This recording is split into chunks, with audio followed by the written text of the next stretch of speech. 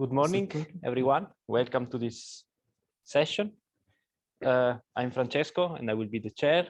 And for the first talk, we have Matthias Degroote, who talk about efficient quantum computation of molecular forces and other energy gradients. Good morning, everyone. Thank you for showing up for my talk. And indeed, today I'll talk about something that is very relevant to this 3 or 4 weeks workshop, and that's to calculate forces for molecular dynamics on a quantum computer. People who were in the lecture in the SICAM workshop before might recognize some things, but I've tried to add more and more technical details on what we did in this work. So I've heard quite some questions about how to start with quantum computing as a quantum chemist or as a condensed matter person. And this is a review we wrote in 2019, I think. And it's, I would say, a really good start to get to know the algorithms, get to know what's around, and then you can dive in yourself and try. As Victor says, it's really good to get your hands dirty and look under the hood, and even if it's for H2, try something. So, I'm working in a pharma company in Boehringer Ingelheim, and you might ask, like, what is the quantum computing team doing in a pharma company? It's mostly exploring what the promise is of quantum computers for drug design, and how we can make these quantum computers that are here now and will be there in the future, how we can make them useful in our workflow, from identifying useful molecules to really making the drug. So anywhere where they can enter our workflow would be useful. So far, we've done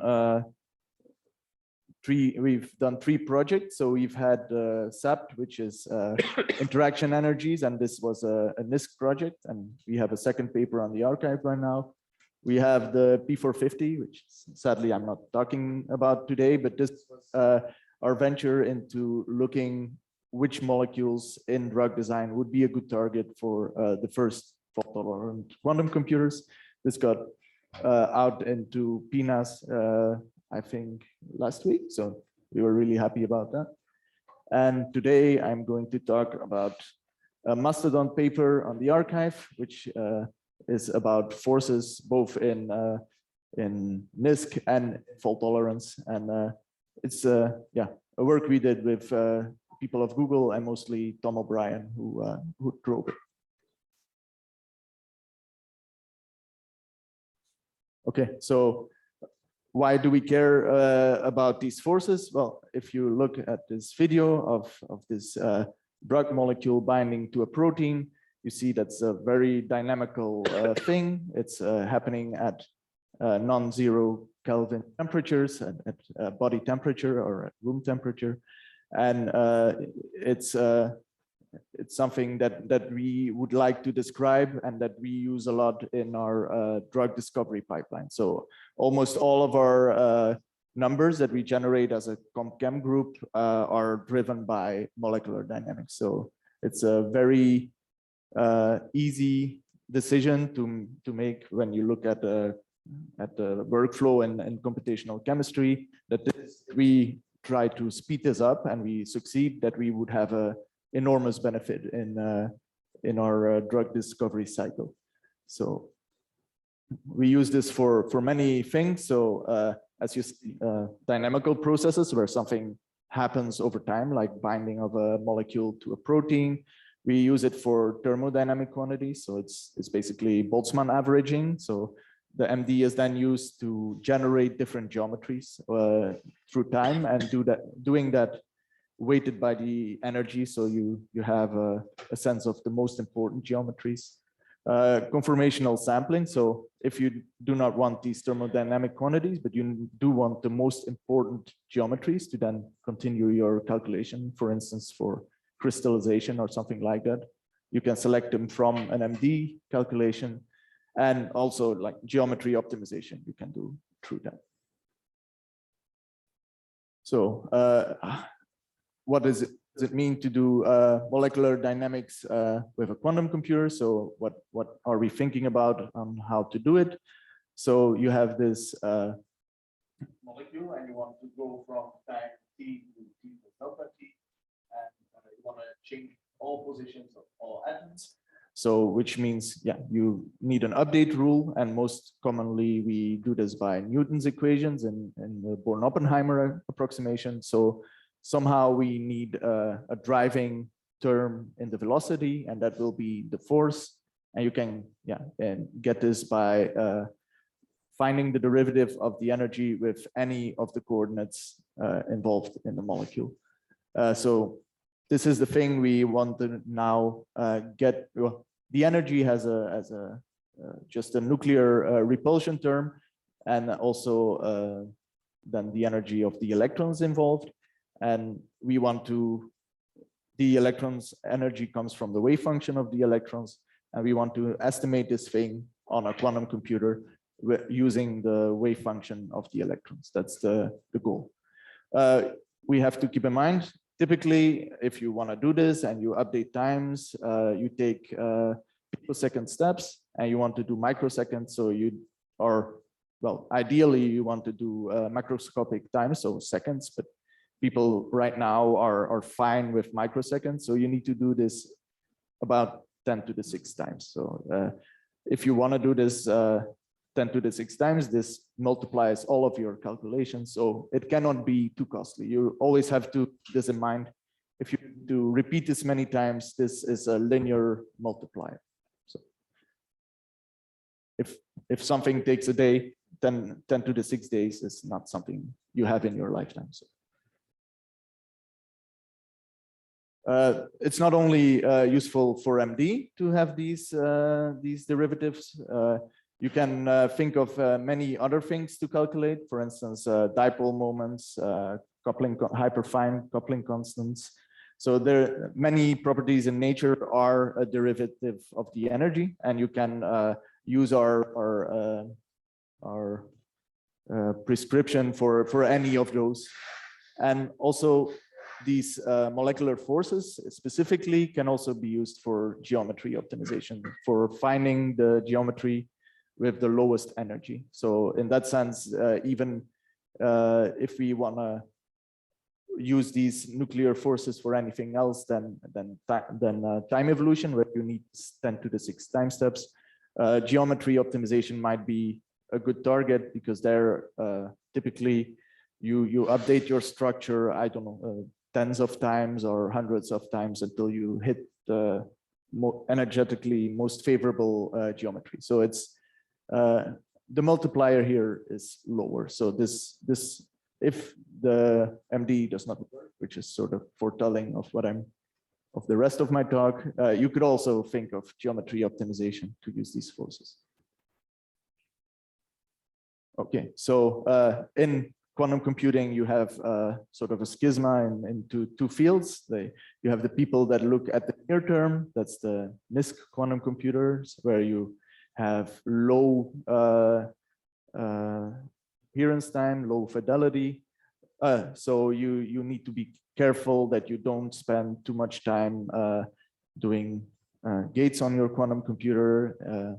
Measurements are a big problem. You cannot do many measurements because all of your measurements also linearly multiply your time. You need to repeat all your circuits, your number of measurements times. So it's really expensive to do this. And yeah, this is outdated by now, but it should be 20 or 22.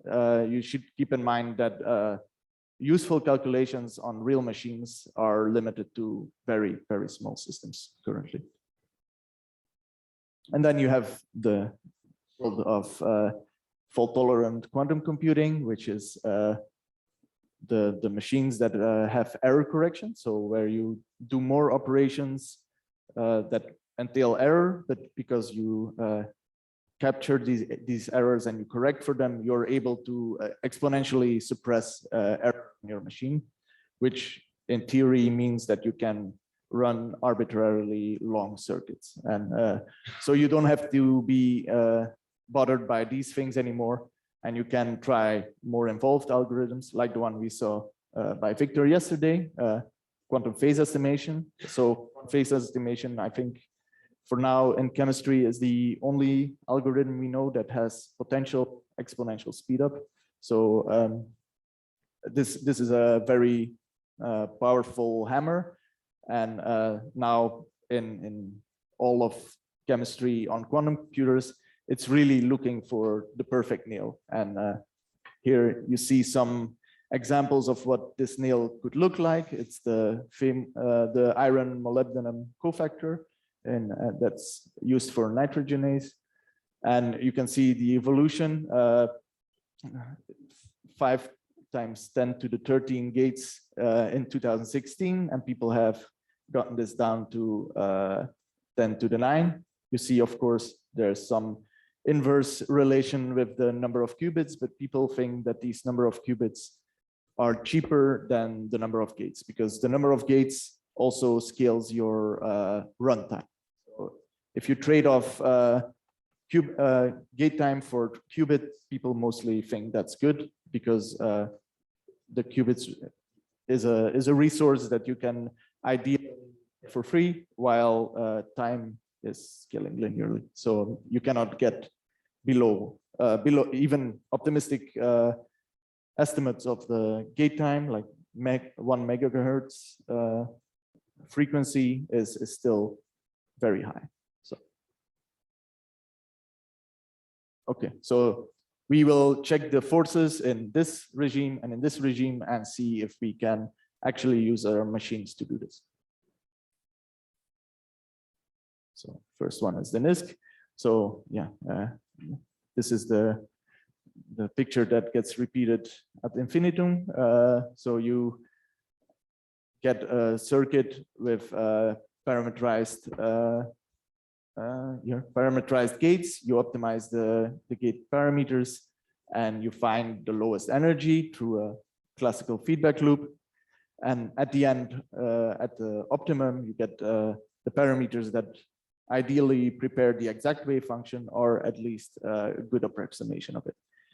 And then you can start really using, like, this is now for the energy, but now you can start really using this wave function. And that's by, instead of estimating the polywords that are in the Hamiltonian here, you can now start thinking of entering other operators that give you interesting quantities from your wave function. So that's what we'll do in this talk. So first, a reason to go to this operator formalism. So the thing that many people have tried classically and also on a quantum computer is doing this derivative by finite differences. And finite differences has very many drawbacks. So for instance, you need to now do 6 times your number of atoms new calculations, because each of these terms for each of these coordinates now means that you need to run a new VQE, optimize a new set of parameters, and obtain the energy. Granted, the displacement is not very large, so the wave functions will be very alike. And so you can probably reuse the parameters of this one as the initial parameters of this one. But still, it's a lot of reoptimization of the parameters and a lot of runtime. Also, classically, people have seen that MD with finite differences is very unstable. So not only the noise within the error, within the energies, but also with respect to this delta R. So you divide a small difference by a small number, and we know that this leads to ill-posed systems and computationally unstable routines. So people anyway tried this. I forgot, like in the noisy regime, these ones are also noisy numbers. And if you subtract 2 noisy numbers, you get an even more noisy number. So noise gets inflated by doing this, the variance grows when you do this subtraction, and that's what you see here. So this is an MD run done on H2 with a 1 qubit example and a 2 qubit example. And you see, yeah, normally you would conserve the energy at 0. So this is the state factor simulation. And once you start doing this on a real device, you get noisy numbers through spam errors, through decoherence, through anything that happens on your quantum machine. And you see that the energy is not at all conserved. And for this tiny system, right, 2 qubits, it's not a lot. It's like 2 spin orbitals. So that's not a very involved calculation. You get 10 millihartry error on the energy here, which is unusable. People aim for 1 millihartry in a good calculation. So this is garbage. I mean, not the paper. I like the paper. It's just unusable in a realistic MD calculation. So we'll try to now use the operator formalism by reusing the wave function, and we think that this will be less noisy. And so how you do that is by getting the total derivative of the Hamiltonian and measuring it between 2 wave functions. And you see now that you don't need to re-optimize any parameters. This is the wave function in your current point. So you don't need forward and backward difference. So you don't need to re-optimize any parameters. You just need to now calculate an expectation value. So which expectation value do you need to calculate? Well, the total derivative is formalism. So you need to look at the explicit dependence of every of your parameters with respect to the coordinates. And yeah, so there's the single body terms, the 2 body terms, and then the ones with the overlap matrix, which will give rise to the famous Poulet terms, which sort of correct the Hellman-Feynman forces. All right. So where do these explicit R's or coordinate dependencies show up? Well, it's in the overlap matrix, and mostly, yeah. Oh, wait a minute. Like there's the cube. Yeah. Yes. Good at throwing. Yeah, okay, fair enough.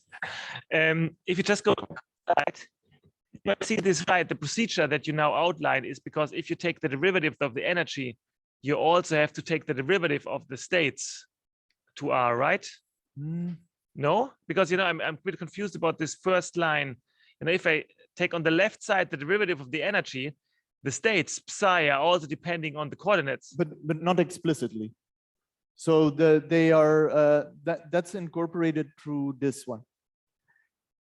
Yeah. Okay. So, good. But so okay. Okay. So this one takes into account your explicit dependence of your A-dagger modes with respect to R. Okay, I see. So in some sense, this line, the second line, does incorporate the fact that it's more complicated than just to take the derivative so of the in Hamiltonian. principle, you need to get the response of this wave function to a displacement. And what the problem is that your basis functions at R cannot capture the exact wave function at R plus delta R. They're really bad wave functions for a displaced geometry. And that effect is captured. Oh, okay.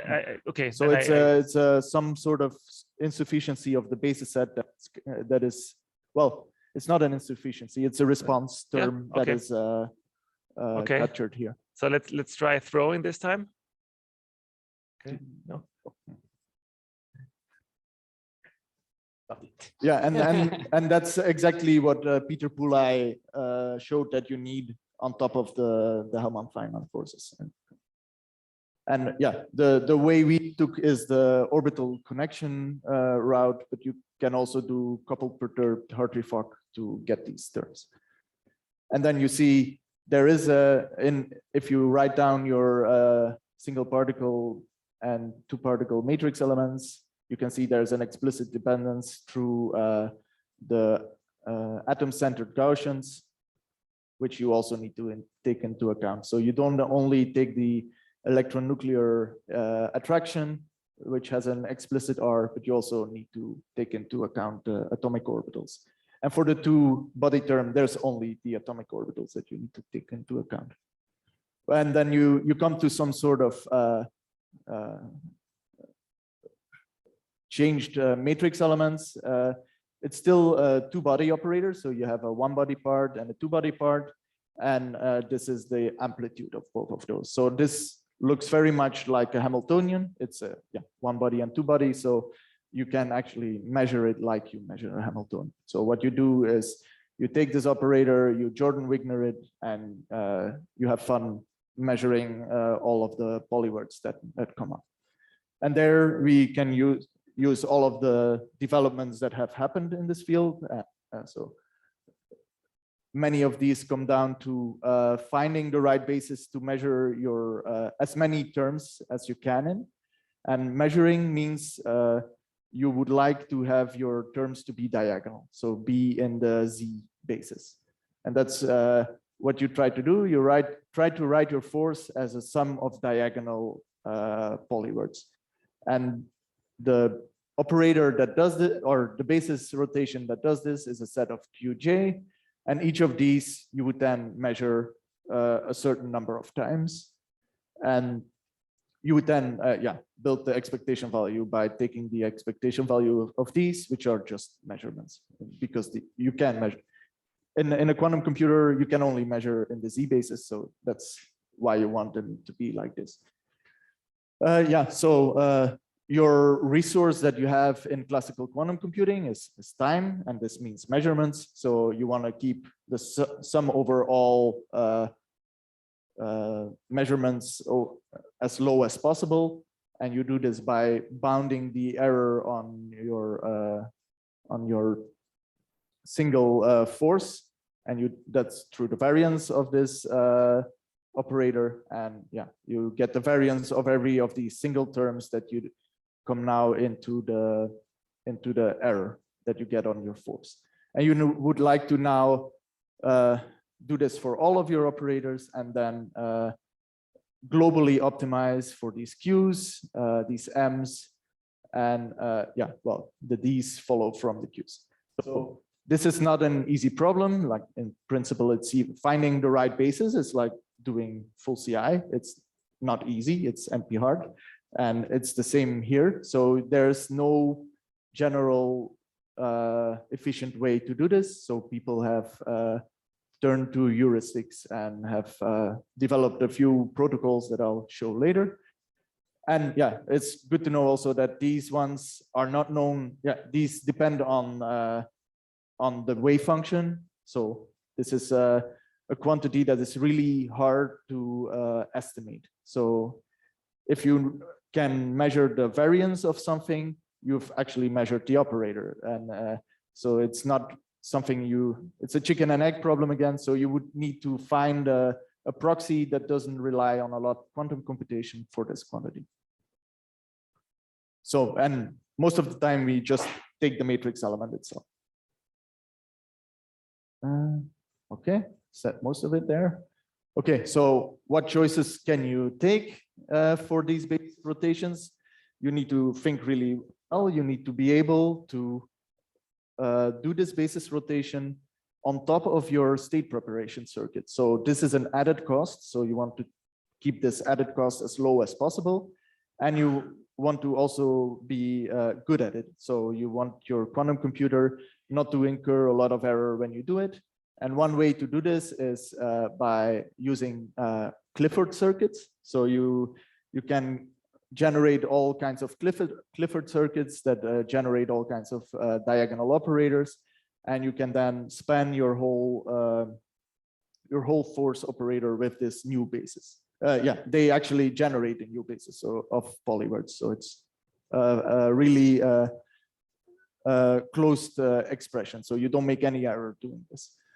And what's more is that these Clifford circuits actually simultaneously diagonalize commuting groups. So what means that if you have two polywords in your force that commute, it will be simultaneous diagonalized by one basis transformation. So now you can start thinking of saving by measuring more and more terms together and finding commuting groups of operators in your force that then reduce the number of measurements and then the number of basis transforms, QEJ.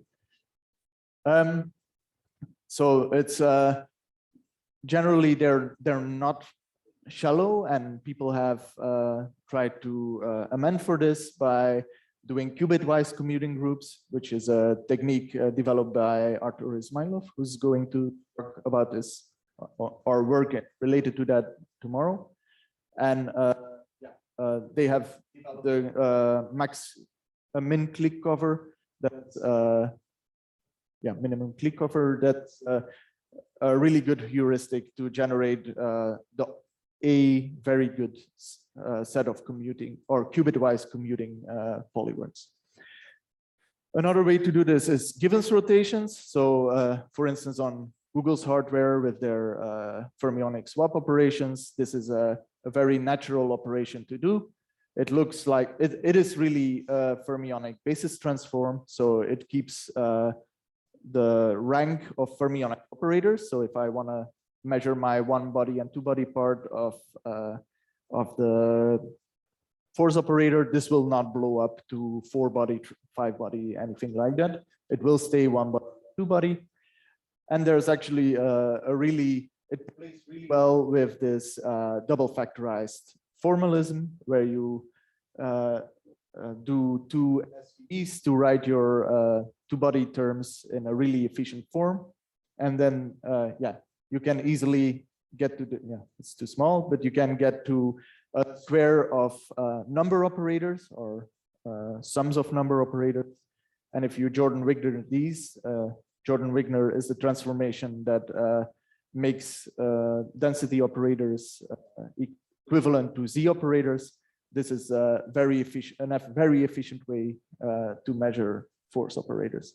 And this was the measuring in this Givens rotation basis was first done by Bill Huggins, who was also teaching at in the first week. Then there's this new protocol developed at Caltech, which is called Fermionic shadow tomography. Classical shadows are really sort of a break from knowing which rotation you apply, and now you apply random basis rotations. You put a template forward, and then you put random parameters in there which generate random bases, and you just measure your state. If you do that, there's a proof that you can invert this channel and build the state itself. So now you have on your classical quantum computer some sort of proxy for the density matrix of what is on your quantum computer, and you can now think of reusing this as many times as you want without ever needing to touch your quantum computer again. And we have used fermionic Gaussian unitaries for this, which is very similar to the fermionic basis transforms you saw before, but now with Majorana fermions instead of regular electrons. Why do we do it? Because it's proven that for 2RDM, so full 2-body matrix, this is optimal. So you cannot do better. And we also need the variance for that to be able to estimate the number of measurements, and that's now governed by this term. So it basically measures the error between what you get and what you hope to get, and where these amplitudes are now the amplitudes of your force operator in the Majorana basis, and this is called the shadow norm. Wait. Let me try. So, okay, just let me, but the procedure is you first get the density matrix, then you do all these calculations to get the gradients. Yes. And you do it because if you would not do it that way, the number of measurements would escalate. Yes.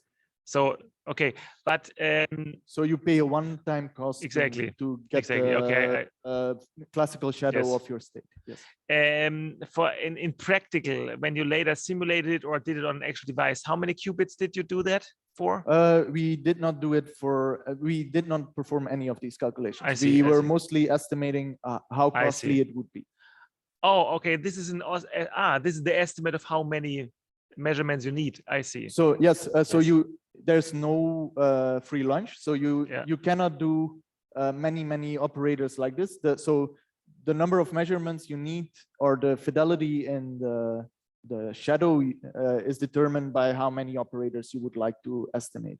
Mm-hmm. You cannot think of getting all yes. operators from one measurement. So yeah, okay, that was roughly where my question was going. So I get it. Okay. The number of measurements that you need to build your shadow is proportional to the number of operators you'll want to measure. I mean, if I look at this equation, the scaling looks like it could on occasion be exponential. I mean, depending on the K. Yeah, you can definitely it's mostly based on the shadow norm. So if you take random measurements that are not commensurate with the operator that you want to measure, you're going to run into trouble. Yes, and inverting this channel is not trivial for any choice of unitary. Yes. I'm just also asking because we tried the shadow measurement techniques and implemented them and tested them, and we're always a little bit underwhelmed. Yeah. Practice, it's really challenging to implement this really on a practical fashion. But I guess that's what you're also showing, that it's super cool in principle, but practically it can come with a lot of challenges. Yeah, for us it was one of the state-of-the-art techniques for measuring operators on a quantum computer. So yeah, we are by no means here exploring efficient measurements. It's just we have this operator and we would like to then see if one of the techniques is more favorable and then use it, like maybe optimize this or go on with this one. So what is actually the accuracy that we need? It was really frustrating. If you go search on the internet for what the accuracy for an MD calculation on the force should be, there's very little literature about that, and you cannot find anyone just giving you some rule of thumb that that determines the accuracy. So we did a large MD calculation on water, and we decided that the two body correlation function for oxygen should be our guiding principle, and that you sort of try to find the mean distance between oxygens and not have an error on that, and that decides the error and tolerate on the forces. This is now an answer, but it's still unsatisfactory, because does this mean that none of your elements of your force can be larger than this? Does this mean that your RMS error cannot be larger than this? Does this mean that your I don't know, that you can find any norm you like on a vector of forces, and it's not predetermined which norm this should be. And in quantum mechanics, we know that operators are measured in L2 norm, but then in classical dynamics, there's nothing that tells you which norm we should vector of operators. So that's something we explored all possibilities, and I think we settled on the L2 norm as well. But it's something to keep in mind that your target, like if you target the L1 norm, you will try to have equally spread error. If you target the L2 norm, you will try to bunch a lot in a large error and many small errors. It's a bit of a trade-off. As always, the answers in science are very unsatisfactory. Yeah, so we did these. So this is now the basis grouping. This is the parallel measurement, and this is the fermionic shadows. So you see that you have anything with an H is the cost of measuring a Hamiltonian, and anything with a derivative is then the same procedure now applied to the forces, the full vector. So it's not a single force, but it's the full vector of the forces. And you see that it scales about as good as the Hamiltonian. And you want to sort of get an idea as the system grows, because that's lots of things nice in very small systems like H2, for instance. This is like lots of quantum computing decisions are biased towards H2. Here we went up to 20 hydrogen in a chain to see what the more general scaling in terms of, well, every hydrogen orbital, what the general scaling in terms of orbitals is. And you can see that it ranges from n to the 4 to n to the 2.5.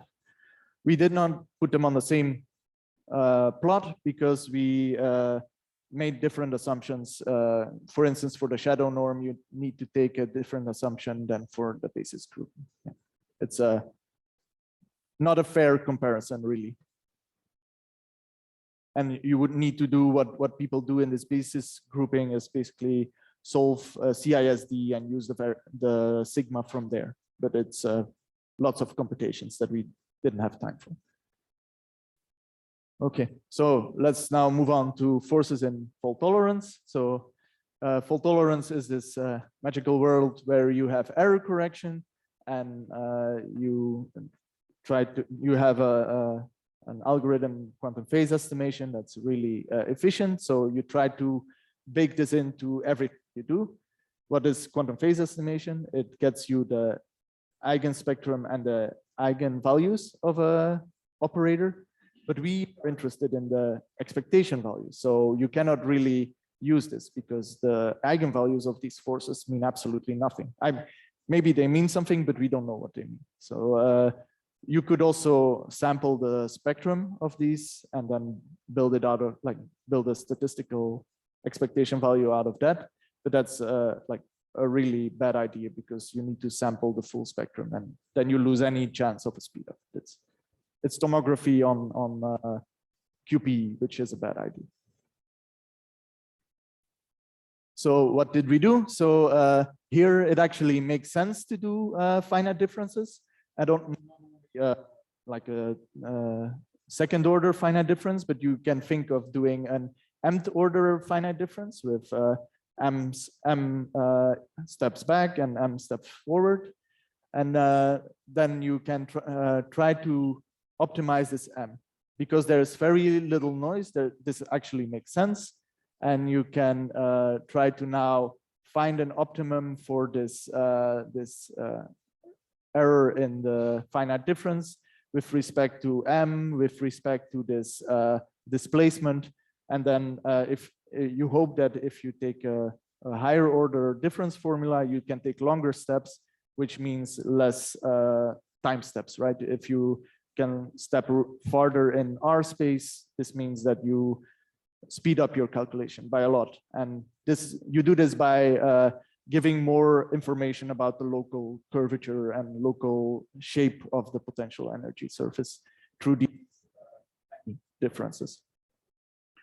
We did sort of an extra on top of the regular higher order finite differences that you find here by reusing the wave function. So these delta R's do not change the wave function by much. So you can think of this this fault tolerant quantum computation where you get the energy and then change the Hamiltonian, get a new energy, all on the same register. And the guarantee that you're within some, not far from the previous solution gives you a very large speed up, and that's between these terms. This is without using the speed up, and this is with using the speed up. And also here, this allows you to take delta R. Well, okay, yeah, that's the downside. If you sort of use this fact that your wave functions are not very far from each other, you cannot take a large delta R. So this whole thing is a sort of a balancing act between a large R, like a saving cost by reusing your wave functions, and using many points in the finite difference. So it's, you need to try to optimize this, which you see is not an easy task if you cannot do this, perform these calculations. And then the other algorithm we know, so there is actually an algorithm that where you can do expectation values on a fault tolerant quantum computer that scales in the 1/epsilon and not 1/epsilon squared. This is called Heisenberg scaling. This is really what you look for if you want 10⁻³ accuracy and you have 1/epsilon squared, that 10⁶ repetitions. And if you have 1/epsilon, that means only 10⁻³ repetitions. So this Heisenberg scaling is really what we want in our fault-tolerant quantum computer. So what does this Knill algorithm do? It basically casts your expectation value estimation into an overlap estimation. And overlap estimation is actually an application of amplitude estimation. So this is the random walks where you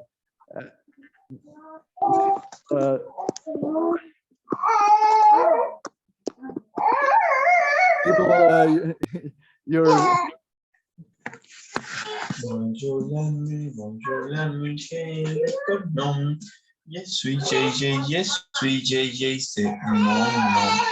Bonjour JJ, bonjour JJ, qu'est-ce que tu aimes? Les dinosaures, et les bien. Bonjour. All right, perfect. Thank you. So yeah, you cast your expectation value into amplitude amplification, and which is basically doing phase estimation algorithm on this repeated iterative walk operator application. And you need to actually do it 3 times because you need both the amplitude and the phase information.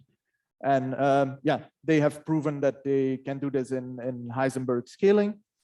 And we did several updates to this algorithm. This was kind of old algorithm that did not have any of the qubitization, block encoding algorithms included. And even for preparing these reflections, they only costed it out with sort of queries to state preparation Oracle. So they did not have an idea of how to prepare a specific wave function. While now with the algorithms by Lin and Tong and Jay and Tura, we sort of, and Chirac, we sort of know how to do this. So we included these updates into our cost estimate of this algorithm.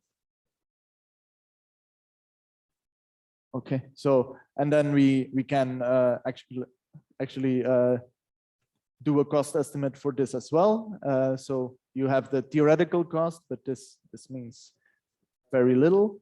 But what does come into this, all of these formulas is the induced one norm of your Hamiltonian. So the induced one norm of your Hamiltonian basically rescales your spectrum between 0 and 1, which means that you cannot get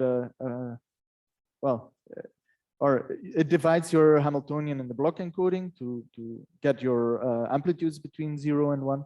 And this sort of doesn't allow you to make really scale your Hamiltonian such that you would have a smaller time step in phase estimation. So it's basically prevents you from doing unphysical things. And you have different ways to actually get this this induced one norm based on how you implement your two-body operators. So you have these sparse algorithms, which is just counting on that your fermionic operators have many amplitudes that are 0. So if you think of the Hamiltonian, it's a four index object, but it's not that there are n to the 4 independent non-zero elements. So this sparse operator takes only the non-zero elements or this sparse algorithm of preparing entering your Hamiltonian into the quantum computer takes into account only the non-zero elements. And then you have the double factorization, which basically takes use of the physical sparseness of your two-body operators. You always can be between your IJ and your KL indices, and this has a low rank, and then you can do an additional one to get even more savings. So you see here that the forces actually scale sort of better or much better than the Hamiltonians, and we sort of expect this. This is in a hydrogen chain, so you really expect only your two neighbors to pull at your hydrogen atom in the center. So you expect sort of a logarithmic growth of your force operator, and that's really what we see. It doesn't go up too much. And we also did this now for hydrogen water clusters up to 20 water clusters, and you sort of see the same behavior, although it's not guaranteed for these molecules. These are 3D in structure, so they can do anything they want, but it seems that these forces are also fairly local. Okay, so that brings me to the conclusions. We concluded that getting these forces in NISQ and fault tolerance is about as costly as measuring the Hamiltonian. This also means that, well, we know that in NISQ we cannot afford to do energy measurements many times. So this 10 to the 6 repetitions for MD seems far off or not very likely to happen. And this brings us to the point that MD will probably not be a target for quantum computers, or not for a speed up with quantum computers. So we need to really think about how to make these machines do something useful, because doing MD is considered a useful thing. Yeah, many calculations stand on the shoulders of MD. So and very fewer calculations only need ground state wave function and ground state energy. So we really need to think about making the quantum computers do more useful things. And in the end, we're not really we will not stop dynamics of molecules with a quantum computer. We now think that maybe we asked for too much by wanting to know these forces, which is not really what you need. In the end, you need either thermodynamic quantities, or you want time averaged quantities, and you don't necessarily need to know the geometry at each point. You don't necessarily need to know the forces at each geometry. So we're taking too much information from the quantum computer, and we think if you sort of do less of that, we can find a way to do dynamics faster, or at least faster than this multiplicative factor here, and faster than we discovered in this paper. So yeah, the lesson is, of course, it's not very wise to just blindly copy a classical algorithm and play every electronic structure calculation just with a quantum computer. That will not give the best speed ups, or not. Then that's a very limited view of how to use a quantum computer. So yeah, that concludes my talk, and thank you for your attention, and please I can answer any question you have.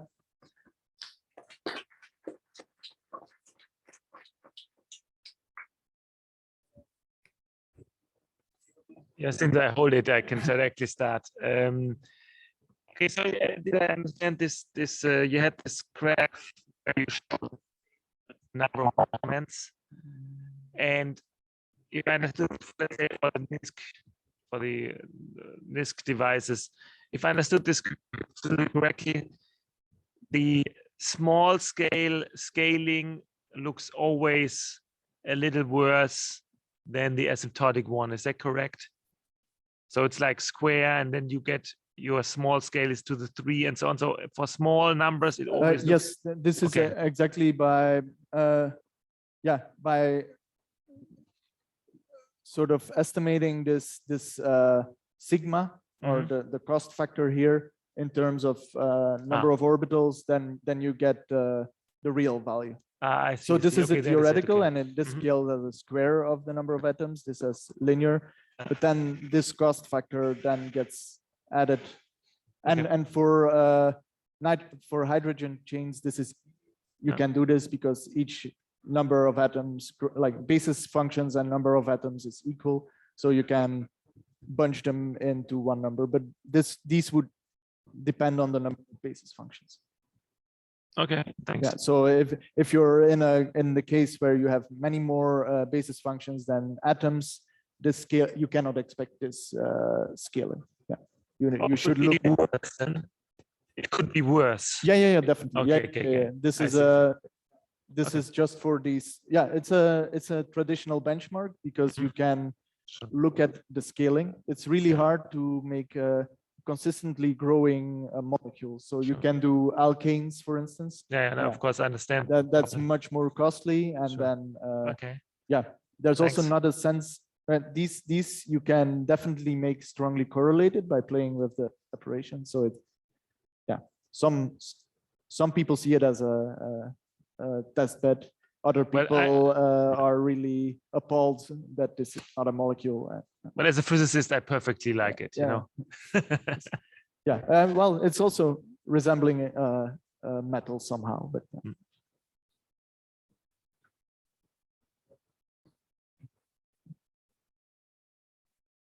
I think on slide 15, I missed the point. Yes. No, the one before, actually.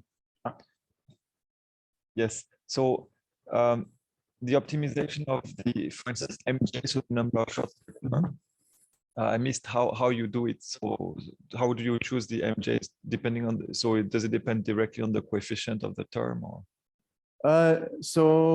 It depends on how much error you add to the pile of errors. So each of these will have a certain variance, and if you have a term with a very bad variance, you will assign more measurements there. And so here, to kill this one, right? To kill the contribution to the error. And you so want in practice, how do you to do your counting? How do you? What so we did not optimize. We only try to assign a cost to this. Yeah. Okay. So you choose MJ is the same for each term, and because usually what people do is, since they don't have the variance, they would take just something proportional to the coefficient squared or something. Yes, so we so for some we took the coefficient itself, and sometimes we took the coefficient square, and then we optimized these MJs. Okay. So it's a sort of important sampling. Yeah.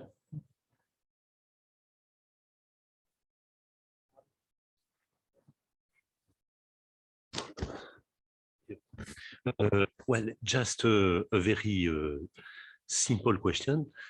In fact, you speak only about molecular dynamics. So this result, you think, can apply also to collision dynamics? So I think there you don't only need this pure force operator, right? No. So the cost of this is definitely only this, but then you need to factor in everything else you need into these calculations as well. And I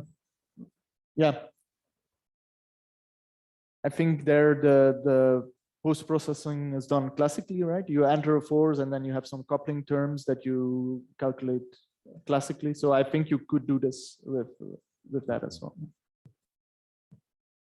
Yeah.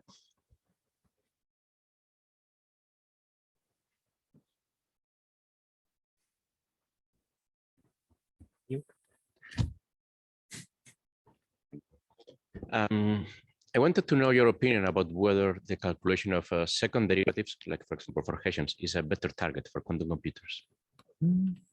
So yeah, so second derivatives, why I did not mention, because you need to have a resolution of the identity. You sort of need to sum over all states. And that becomes really costly very quickly because we don't have a good way to get a correct position on the quantum computer. So you could think of not going out of your quantum computer and just sequencing over all excited states. But I haven't seen anyone doing this well, or this is basically like calculating a Green's function, which I think there's a talk about today as well. So you need to enter the Green's function, and most of the time people just loop over all excited states for that.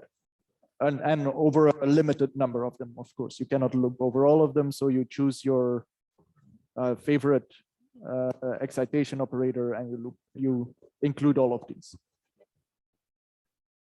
Yeah, there's also been a remarkable paper by the people at Xanadu, I think, where they include actually more gates to account for this basis function change. So there's all people look at it, but it's not. We don't really use it like second order information for MD, so it's commonly used that because it's if you have many nuclei, this scales really badly to get the Hessian. So yeah.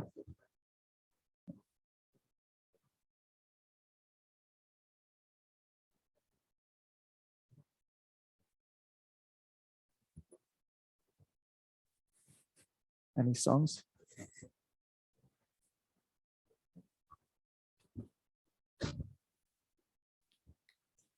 Well, if there are no more questions, I think we can thank the speaker, and we reconvene in sort of 10 minutes, more or less, for the second talk of the morning. Thanks.